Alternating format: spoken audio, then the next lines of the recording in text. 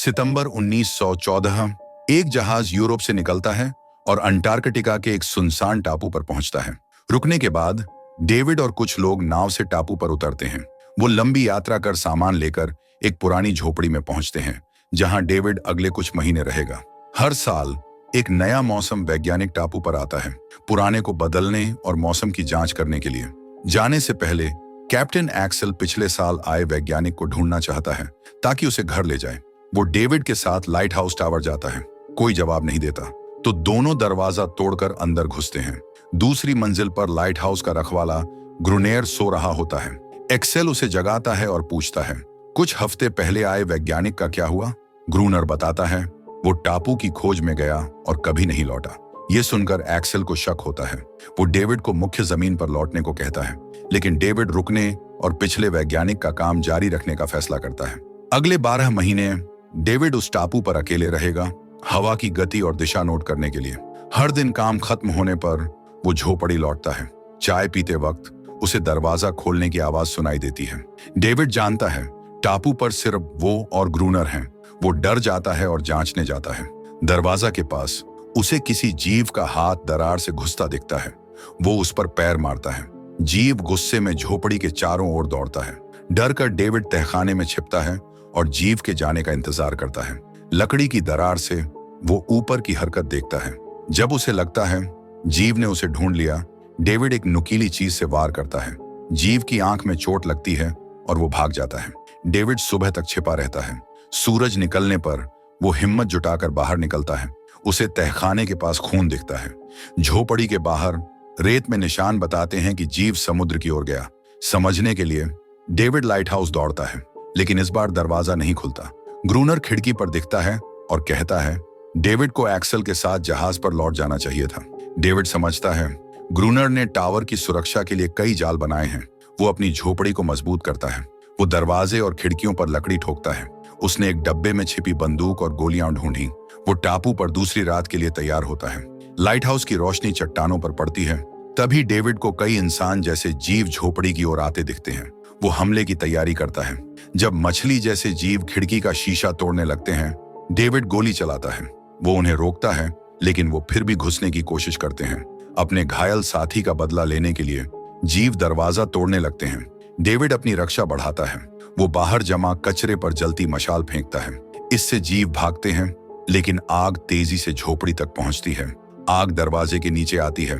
David कंबल से उसे बुझाने की कोशिश करता है, लेकिन जब वो नाकाम होता है, वो दरवाजा तोड़कर बाहर निकलता है ताकि झोपड़ी जलने से पहले बच जाए। छिपने की जगह न होने पर डेविड टावर के पीछे छिपता है। अचानक बारिश शुरू होती है। घंटों बाद वो झोपड़ी लौटता है। उसे पता चलता है वहां रहना अब मुमकिन नहीं। वो लाइट हाउस पर कब्जा करने की योजना बनाता है। जब ग्रूनर पानी लेने जाता है, डेविड उसका पीछा करता है। झरने पर पहुंचकर वो बंदूक तानता है, लेकिन एक पानी का जीव उस पर हमला करता है। डेविड उसे गिराता है और गोली मारने वाला होता है। तभी ग्रूनर आता है और उसे एनरिस को छोड़ने को कहता है। ग्रूनर के मुताबिक ये जीव बिल्कुल हानि रहित है। वो डेविड को हमला न करने के लिए मनाता है। फिर वो उसे टावर में अपने साथ रहने की इजाजत देता है। झोपड़ी से बचा सामान इकट्ठा कर दोनों लाइट हाउस जाते हैं। एनरिस डेविड के जलने के घाव को अजीब तरीके से छांटकर ठीक करने की कोशिश करता है। ग्रूनर और जीव का रिश्ता देख डेविड समझता है कि ग्रूनर इसे पालतू जानवर की तरह रखता है, जो उसका हर आदेश मानता है। ग्रूनर बताता है, ये मछली जैसे जीव रोशनी से बचते हैं, इसलिए रात में ही आते हैं। सूरज डूबने पर ग्रूनर डेविड को बंदूक तैयार रखने को कहता है। जीव टावर के पास आते हैं। ग्रूनर गोलियां चलाता है, लेकिन हमले के दौरान डेविड उसे छोड़ देता है। ग्रूनर अकेले जीवों पर गोली चलाता है, लेकिन डेविड डर से जम जाता है। उसका शांत स्वभाव उसे लड़ाई में हिस्सा लेने से रोकता है। ग्रूनर को जीवों से लड़ते देख डेविड बेहोश हो जाता है। घंटों बाद ग्रूनर उसे पानी डालकर जगाता है और लड़ाई छोड़ने के लिए डांटता है। ग्रूनर अकेले जीवों को हरा देता है। सुबह वो डेविड को पानी लाने को कहता है। अगली रात ग्रूनर उसे अपनी डरपोक हरकत सुधारने का एक और मौका देता है। वो सही वक्त का इंतजार करता है, लेकिन इस बार लड़ाई में ग्रूनर डेविड को बालकनी से बाहर ताला लगा देता है। उसे अकेले दर्जनों जीवों से लड़ना पड़ता है जो टावर पर चढ़ने की कोशिश कर रहे हैं। क्या डेविड इन जीवों से बच पाएगा या टापू का अंधेरा उसका अंत कर देगा? लड़ाई के दौरान ग्रूनर थोड़ा सोता है। सुबह वो बालकनी का दरवाजा खोलता है, ये देखने कि डेविड जिंदा है या नहीं। हैरानी से वो डेविड को खून से सना बालकनी पर बैठा पाता है। उसने दर्जनों जीवों को मार डाला। अगले हफ्तों में दोनों को पता चलता है कि उन्हें एक दूसरे की जरूरत है। वो दुश्मनों को रोकने के लिए एक टीम बनाते हैं। समय बीतने पर डेविड देखता है कि मछली जैसे जीवों का व्यवहार समझ नहीं आता। कुछ रातें वो हमला करते हैं, कुछ रातें नहीं। डेविड सोचता है, ये जीव एनेरिस को समुद्र में वापस ले जाने के लिए इतना खतरा क्यों उठाते हैं। कई जीव मारे जा चुके हैं। कुछ हफ्तों बाद जीवों के हमले रुक जाते हैं। डेविड समझता है अब टापू की खोज करना सुरक्षित है। एक खोज में उसे समुद्र तट पर व्हेल की हड्डियां मिलती हैं। वो सोचता है, क्या मछली जैसे जीव व्हेल की तरह सर्दियों में कहीं और चले जाते हैं। इतने दिन बिना जीवों के निशान के ग्रूनर हर रात बालकनी पर हमले के लिए तैयार रहता है। एनेरिस के साथ समय बिताने पर डेविड उस जीव से मोहित हो जाता है। वो इंसानों जैसा दिखता है, लेकिन समुद्र में रहने के लिए बना है। डेविड को लगता है ये प्रजाति विज्ञान को नहीं पता। वो ग्रूनेर को सुझाव देता है, इसे ब्रिटेन या अमेरिका ले चलें, इससे वो मशहूर होंगे और बहुत पैसा कमाएंगे। लेकिन ग्रूनर कहता है उसे शहरों में लौटने की कोई चाह नहीं। शतरंज खेलते वक्त ग्रूनर एक जीव को टावर पर चढ़ते देखता है। वो तुरंत बंदूक निकालकर गोली मारता है। जीव मरने के बाद वो सारी खिड़कियां बंद करता है। वो डेविड को लाइट हाउस की बत्ती जलाने को कहता है। उस रात और ज्यादा जीव टावर पर हमला करने इकट्ठा होते हैं। दोनों मिलकर उन्हें रोकने की कोशिश करते हैं। जब गोलियां खत्म हो जाती हैं, वो जीवों से हाथों हाथ लड़ते हैं, लेकिन वो टावर में घुसने से नहीं रोक पाते। भागते वक्त ग्रूनर पकड़ा जाता है। डेविड उसे जीवों से बचाता है। ग्रूनर की टांग पर बड़ी चोट देख डेविड समझता है कि वो अकेले ये जंग नहीं जीत सकते। दोनों सुबह तक छिपे रहते हैं। खुशकिस्मती से सूरज जल्दी निकलता है। दिन की रोशनी में मछली जैसे जीव समुद्र में लौट जाते हैं। एनेरिस की मदद से ग्रूनर अपनी चोट ठीक करता है और जल्दी काम पर लौटता है। अब उनका मकसद है नई रक्षा दीवारें बनाना ताकि जीवों का चढ़ना मुश्किल हो। लेकिन काम करते वक्त डेविड को क्षितिज पर एक नाव दिखती है। वो बचाव के लिए सिग्नल लेने दौड़ता है, लेकिन सिग्नल जलाने से पहले ग्रूनर उस पर हमला करता है। वो टापू और इसके जीवों को गुप्त रखना चाहता है। एनेरिस ग्रूनर को डेविड पर हमला करते देख गुस्से में उसकी रक्षा करती है। गुस्से में ग्रूनर एनेरिस पर वार करने को तैयार होता है, लेकिन वो भाग जाती है। ग्रूनर सिग्नल छीन लेता है ताकि डेविड मदद न मांग सके। घंटों बाद डेविड एनियर्स को समुद्र तट पर व्हेल की हड्डियों के पीछे छिपा पाता है। वो सावधानी से पास जाता है और उसे दोस्ती करने की कोशिश करता है। एनेरिस की मदद से डेविड को चप्पुओं वाली नाव मिलती है। वो खबर ग्रूनर को बताने दौड़ता है, लेकिन ग्रूनर कहता है उसे नाव का पता था। उसने कुछ नहीं बताया क्योंकि डेविड भागने की कोशिश करता। ग्रूनर कहता है डेविड इस नाव से ज्यादा दूर नहीं जा पाएगा। रास्ते में वो प्यास, भूख या ठंड से मर जाएगा। डेविड उसकी बात अनसुनी करता है और नाव तैयार करने लगता है। नाव ठीक करते वक्त डेविड एनियर्स को पानी में ठंडा होते देखता है। वो उसके साथ पानी में उतरता है। ये देख ग्रूनेर को जलन होती है। वो डेविड को जहाजों के कब्रिस्तान में हथियार ढूंढने के लिए बुलाता है। अगली सुबह दोनों नाव लेकर उस जगह जाते हैं। नाव रोककर डेविड जहाज के मलबे तक सावधानी से जाता है। वो डब्बों पर हुक लगाता है ताकि ग्रूनर उन्हें ऊपर खींच सके। एक डब्बा नाव में रखने के बाद ग्रूनर हुक वापस फेंकता है। डेविड दूसरा डब्बा बांधने की कोशिश करता है। तभी उसे एक अनजान जीव पास आता दिखता है। वो खतरे की तलाश करता है। अचानक एक जीव उसे गिरा देता है। वो रस्सी खींचकर मदद मांगता है, लेकिन ग्रूनर नीचे आने की जगह स्थिर रहता है। वो सोचता है कि डेविड को छोड़कर टापू लौट जाए, लेकिन इससे पहले कि ग्रूनर नाव हिलाए, डेविड अपने गोताखोरी के कपड़े उतारता है और तैरकर ऊपर आता है। टापू लौटकर दोनों डब्बे टावर ले जाते हैं। ग्रूनर खुश होता है। कुछ बारूद सही हालत में हैं। वो लाइट हाउस के आसपास बम बिछाता है ताकि जीव चढ़ने से पहले ही उड़ जाए। पूरी सर्दी ग्रूनर दिन रात दुश्मनों का इंतजार करता है जो कभी नहीं आते। बाहर बर्फीला तूफान चल रहा होता है। डेविड ग्रूनर को देखने जाता है। वो उसे स्थिर पाता है, समुद्र की हर हरकत पर नजर रखते हुए। ग्रूनर इस जंग को जीतने का इतना जुनूनी है कि उसे अपनी उंगलियां जमती हुई नहीं दिखती। डेविड उसे अंदर लाता है। टावर में घुसते ही डेविड बम के तार हटाता है और ग्रूनर के साथ खाना खाने जाता है। 3 हफ्तों से मछली जैसे जीव दिखे नहीं। ग्रूनर समझता है एनेरिस ने उन्हें बमों की चेतावनी दी। गुस्से में वो एनेरिस पर हमला करता है। डेविड उसे रोकता है क्योंकि वो जानता है कि एनेरिस भी इस पागल आदमी की शिकार है। ग्रूनर अब जाल बिछाने की योजना बनाता है। वो दरवाजा खुला छोड़ता है ताकि जीव पास आए। जब जीव नजदीक होंगे वो बम फोड़ देगा। सूरज डूबते ही दोनों अपनी योजना शुरू करते हैं।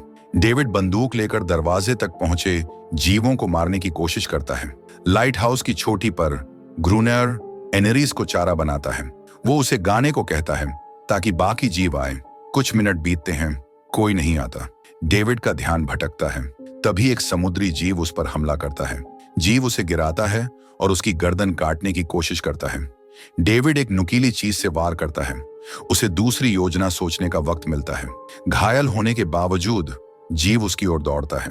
डेविड उसे लकड़ी के ठूंठ पर फेंकता है जो उसके शरीर को चीरता है। मछली जैसे जीवों की भीड़ की आवाज सुन डेविड बंदूक लेकर सीढ़ियां चढ़ता है। उसे पता चलता है जीवों की संख्या इतनी है कि वो अकेले नहीं जीत सकता। वो लाइट हाउस की चोटी पर अपने साथियों के पास दौड़ता है। ग्रूनर जितने ज्यादा जीव मार सके उतना मारने को तैयार है। वो बम का लीवर दबाता है लेकिन कुछ नहीं होता। उनके पास सिर्फ बंदूक से जीवों को मारने का रास्ता है। डेविड बम के तार जोड़ने दौड़ता है।